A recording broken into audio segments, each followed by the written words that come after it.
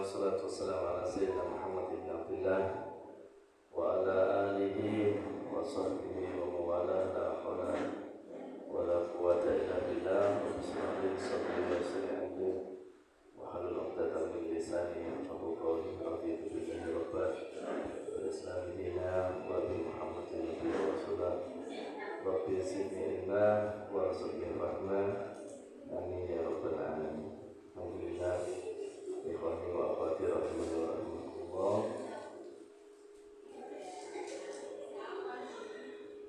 Dari menikah kita saged kepanggih malih dua kali pertemuan dari Allah Subhanahu wa taala. Mungkin pertemuan menikah jika berbeda dengan Allah Subhanahu wa taala, sehingga mungkin Allah memberikan kepada kita memberikan manfaat, memberikan barokah. Ilmu yang menyebabkan urip kita wonten dalam dunia lan semugi teng akhirat pikantuk bahagia selamat di dunia wa fil akhirah. Amin ya rabbal alamin. Salam wujud dan Nabi kita Sayyidina Muhammad sallallahu alaihi wasallam sebagai keluarga bersahabat dunia dan sebagai pengajar ikut dan syafaat ibu yang mulia. Dalam punika badhe kula waosaken datang panjenengan kitab Lumbatul Hadis karanganipun Al-Imam Suyuti. Mudah-mudahan dengan belajar hadis menika Allah maringaken mahabbah kita datang Gusti Kanjeng Nabi Muhammad sallallahu alaihi wasallam. Amin ya rabbal alamin.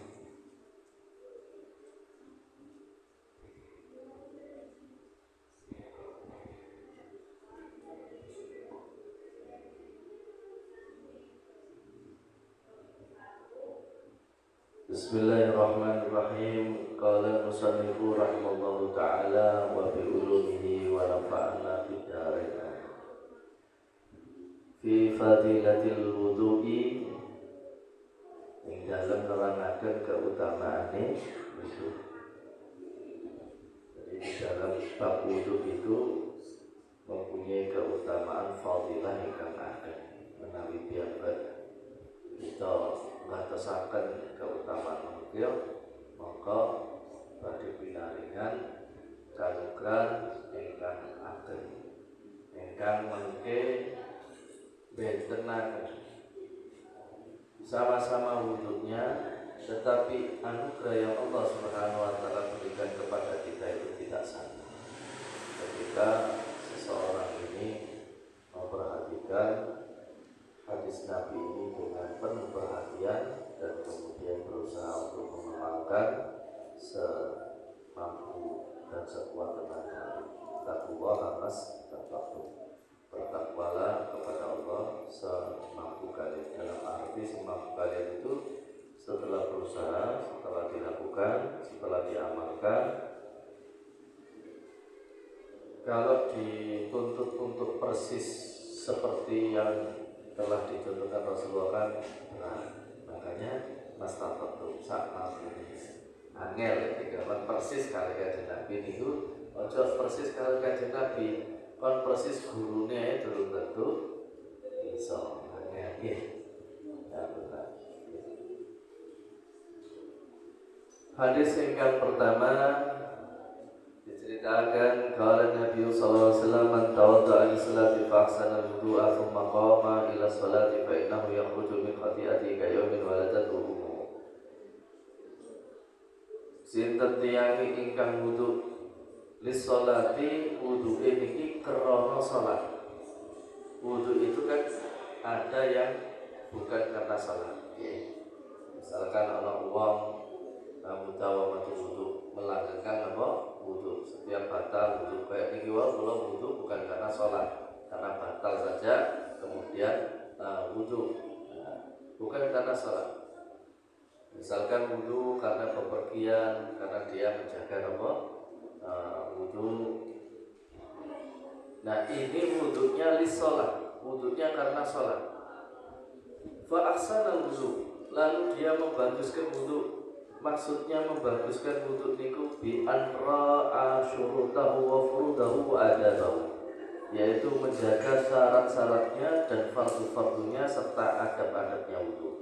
Syarat wudhu ono 5, fardu wudhu ono 6, adab-adab wudhu ono 10. Nah itu dikatakan betul-betul mempelajarinya. Bagaimana dia bisa menyempurnakan wudhunya kalau tidak punya ilmunya, kan nggak mungkin. Maka harus dengan belajar. Yang dimaksud fa'ahsana wudhu yaitu belajar ilmu wudhu. Orang yang bisa memperbaiki wudhunya dengan ahsan, dengan sebaik-baiknya adalah mereka yang mempelajari wudhu, mempelajari syaratnya, fardunya, dan adab-adabnya. Tsumma qama ila shalah, mangka nuli yang baik nindakake ibadah sholat, nuju marang ibadah sholat. Mangko niku sholat bisa disebut sholat sunnah wudu atau sholat sunnah ba'dal wudu. Ya, sholat sunnah ba'dal wudu. Sholat apa sholat sunnah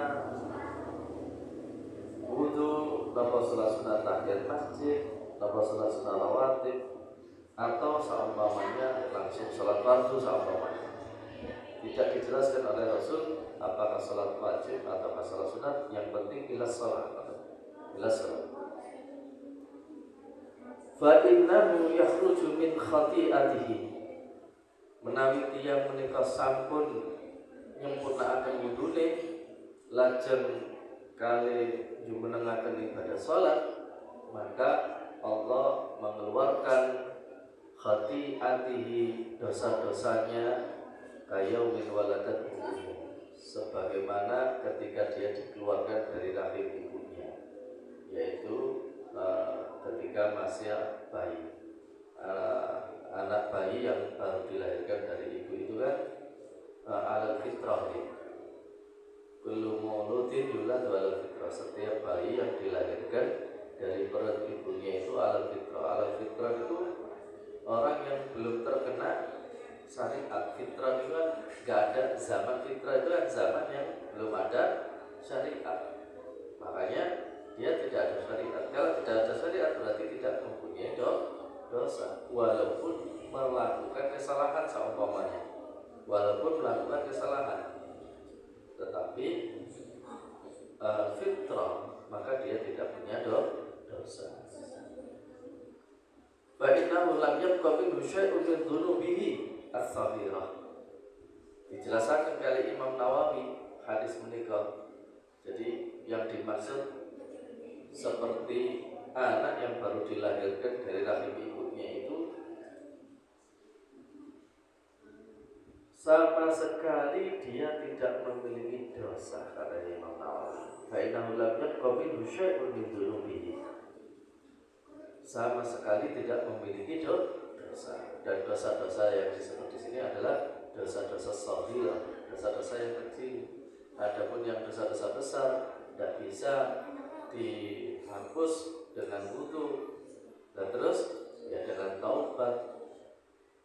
Syirik dengan taubat, durhaka kepada orang tua ya minta maaf kepada orang tua, menyakiti dan menzalimi orang lain ya harus minta maaf kepada orang lain. Tidak cukup dengan istighfar, tidak cukup dengan taubat begitu saja, harus minta kepada orang lain.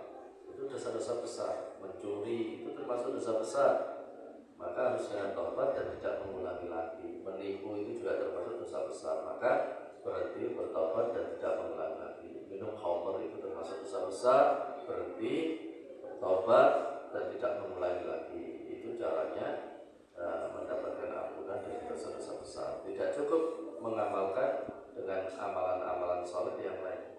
Kan ada hadis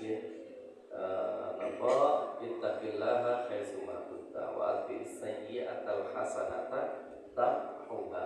Kalau kamu melakukan satu kejahatan, kejelekan, salah, maksiat kepada Allah Subhanahu wa taala, wa atbi'is sayyi'ata, kan? Ikutilah kejelekanmu itu al-hasanah, dengan kebaikan.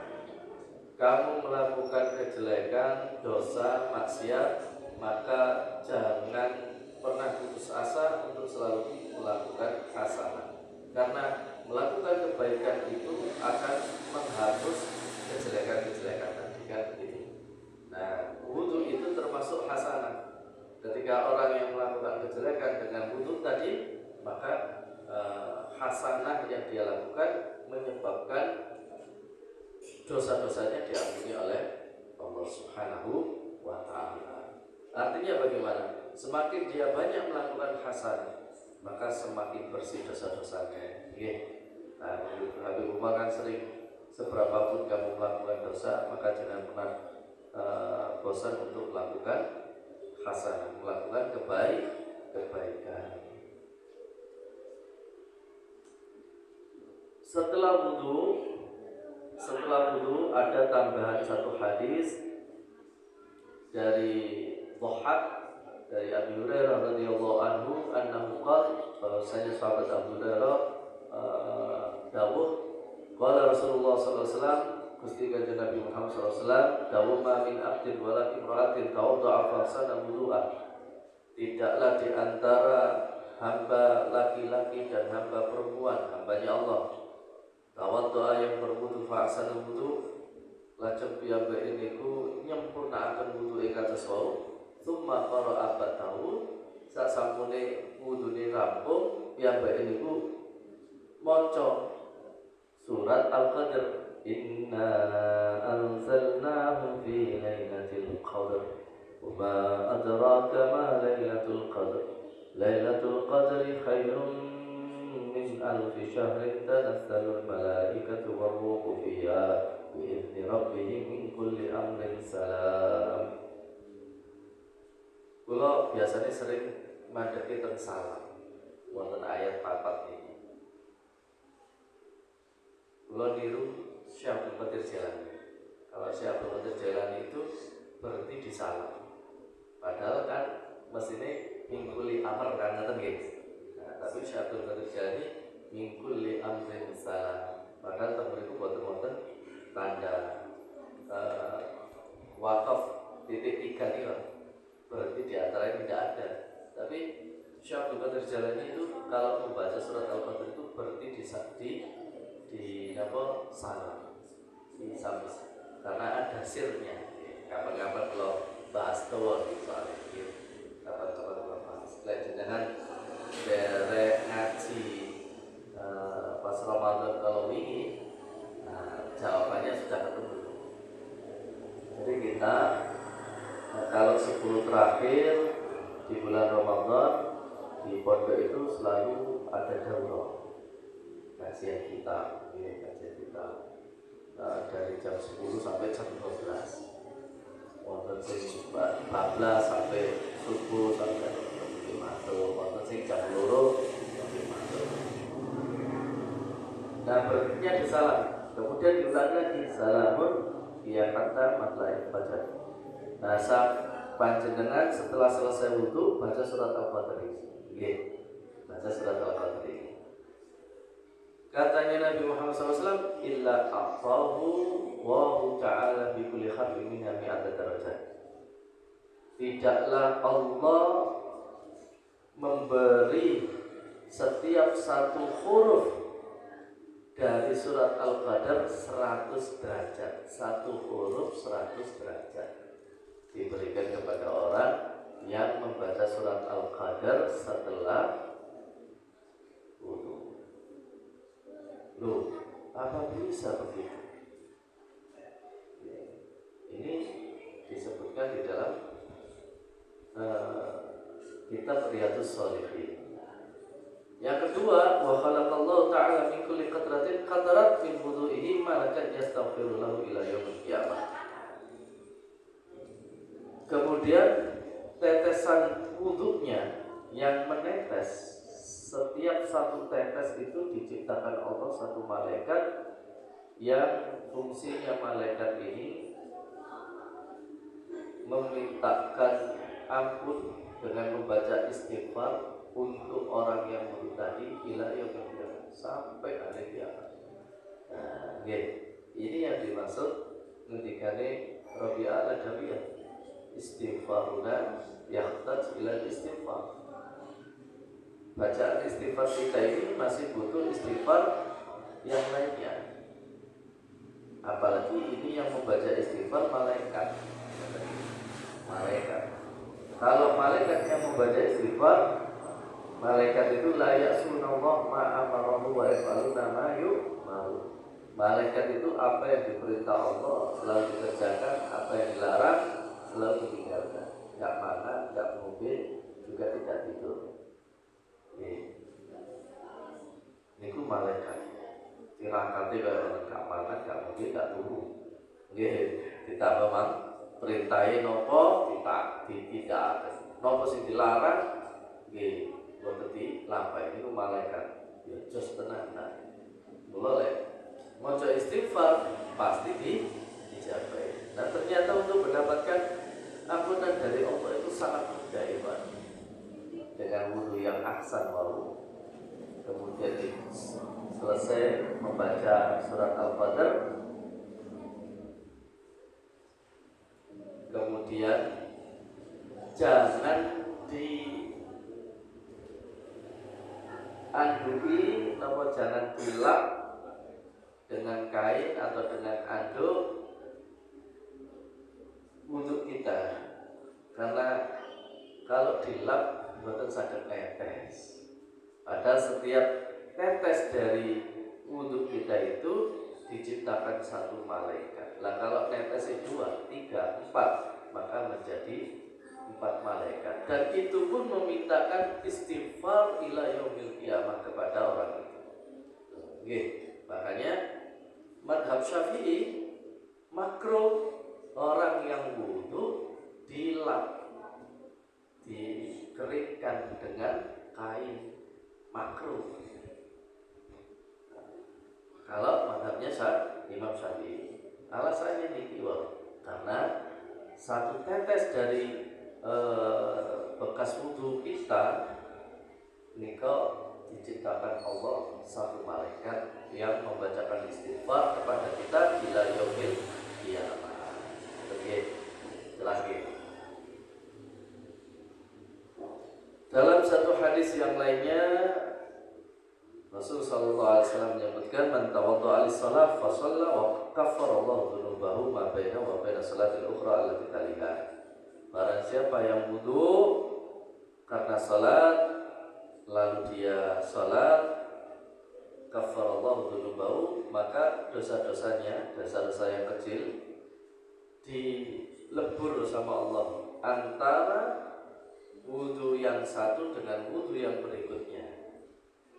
Misalkan jenengan wudu sholat maghrib, terus wudu malih dan sholat isya, lah dosa antara maghrib dan isya ini diampuni oleh Allah Subhanahu wa ta'ala. Lah kalau jenengan wudunya kayak Imam Syafi'i, wudu dari maghrib sampai subuh itu wudunya cuma sekali, artinya tidak batal Imam Syafi'i itu jadi nggak batal. Berarti mboten tilem Imam Syafi'i dari maghrib sampai subuh hanya satu kali wudu. Lah kita berapa kali wudu? Dan itu berarti panjang banget ya. Nah, selama ini juga dihapus dosa-dosanya oleh Allah Subhanahu wa ta'ala. Jadi semakin banyak perkara-perkara yang menyebabkan dosa-dosa ini dihapus oleh Allah Subhanahu wa ta'ala, maka semakin bersih dari dosa-dosa. Orang yang semakin bersih dari dosa-dosa, doanya sangat mustajab. Ono kesempatan calon lali itu dosa. Ada kesempatan dia mau jadi jalan Pak. Niku lagi istiqomah, istiqomah. Hadis ingkang nomor 3. Wa qala sallallahu alaihi wasallam man nama ala wudu'in fadrakahu al-maut fi tilka al-lailah. Sapa wong sing turu netepi wudu fadrakahu al-maut, maka gen turune niku kematian itu mendatanginya fitil kalai pada malam itu, bahwa itallahi syahid. Maka kematian orang yang menetapi wudu pada malam hari ketika dia tidur di sisi Allah Subhanahu wa taala ditulis syahid, mati syahid. Padahal orang yang mati syahid itu mendapatkan keistimewaan. Salah satu ya'simunahullahu min adabil qabri. Ada 3 golongan yang Allah Subhanahu wa taala tidak menyiksa. 3 golongan ini di kuburnya. Siapa mereka? Yang pertama syahid, orang yang mati syahid. Nah, orang yang mati syahid itu biasanya masuk surga. Kebanyakan mlebu swarga. Wong ning kuburane mawon boten disiksa. Bisa jadi di kuburan itu tidak disiksa, seperti misalkan jasadnya utuh, Allahumma ja'alna minhum ya Rabbal alamin. Jasadnya utuh, Allah nggih. Jasadnya utuh. Berarti niku calon-calon ahlu surga min ashabil yamin, dari golongan ashabul yamin. Nah niku sebabnya wudu. Jadi kalau mau tidur wudu. Dan ini berat amalan ini. Kadang wis wudu niku kudu ngentut. Nggih, ana mau gitu, wis wudu ngentut. Ditahan-tahan wetenge selemat ngoten niku. Napa malih amin, bayata ngeten iki wis sepuh-sepuh wis rada dol. Nggih.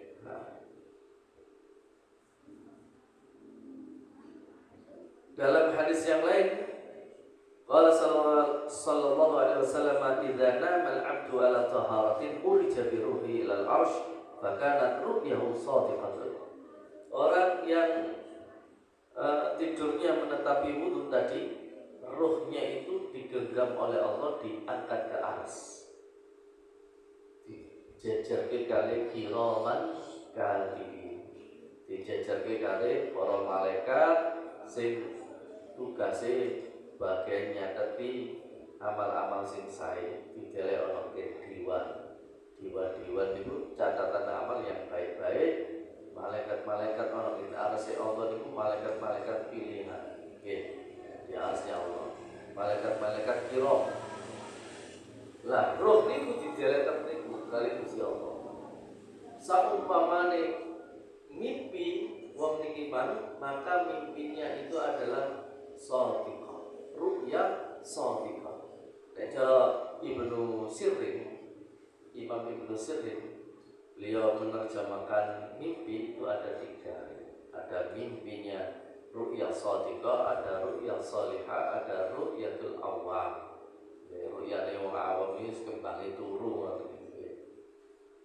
Mimpi bengok-bengok dioyak wong mereka dalam pikirannya, mindsetnya niku wis wedi kakean utang gitu. Dadi ngimpine sing ngono itu oleh ning ngoten niku. Kalau pikirannya itu banyak selalu merindukan Rasulullah, ya nanti mimpinya ketemu Rasulullah. Kalau dia waktu terjaganya itu dia rindu kepada Allah, ya nanti mimpi surga, mimpi ketemu bidadari, mimpi datang ke Baitullah, ke Madinah. Orang-orang yang kalau kuat hatinya kepada Allah, ya mimpinya begitu itu. Tapi kalau hatinya ini kuat dengan dunia, ya ruwet. Ya, mimpi ini macam-macam, renor-renor itu. Kalau sing dioyak karo Mbak Putih, Mbak Gondrong itu sinten? Gondrong. Macam-macam lah mimpinya. Nah, ternyata itu dari pola tidur tadi. Kalau tidurnya menetapi wudu, maka dia mimpinya shadiqah. Tapi sebaliknya, wa illam yanam ala taharatin qasurat ruhu anil buluh. Kalau dia tidurnya tidak menetapi taharah, tidak wudu maksudnya, qasurat ruhu, maka rohnya itu diringkas. Maksudnya ya dia tidur begitu saja, umurnya itu dikurangi sama Allah. Orang yang tidur itu kan berarti dikurangi umurnya gitu. Maksudnya nggak ada pahalanya, nggak ada pahalanya. Jadi masa baliknya dia itu berkurang karena tidur yang tidak bernilaikan ibadah. Orang yang tidurnya dalam keadaan wudu tadi, tidur yang berwudu, dan tidur yang bernilaikan ibadah karena wudu tadi. Gimana? Pada turu deh. Oke, milih sing di zaman. Milih sing wudu. Oke, kan eman nih. Umurnya utuh kalau yang wudu. Kalau yang kelong turu itu ya. Makanya Imam Syafi'i itu takut tidur, makanya nggak tidur tiap malam.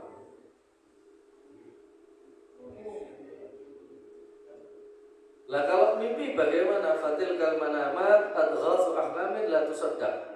Kalau dia tidurnya mimpi, cerita ketemu ini ketemu itu, jangan di belakang. Gableh. Tadi malam saya mimpi sama Rasulullah, tapi nggak tahu untuk dia. Jangan di belakang. La tusaddaq. Jangan kamu percaya. Nggak usah dipercaya.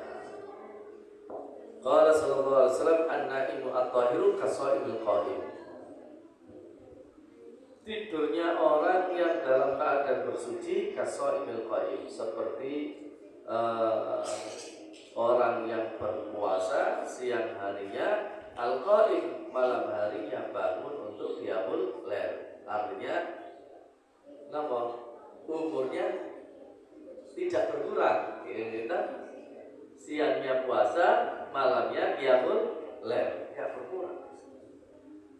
Mata di mana rahmatullah. Nggih, mata nggih di sini ada saya kira cakap sematan, ada salah dimaafkan. Insyaallah besok kita lanjutkan kembali tentang wudu. Selesaikan nggih sidi-sidi. Ada pertanyaan dari sini? Mata kalau tutup ya pakai santai banget ya. Oke, saya kira cakap sematan, ada salah dimaafkan. Wassalamualaikum warahmatullahi wabarakatuh.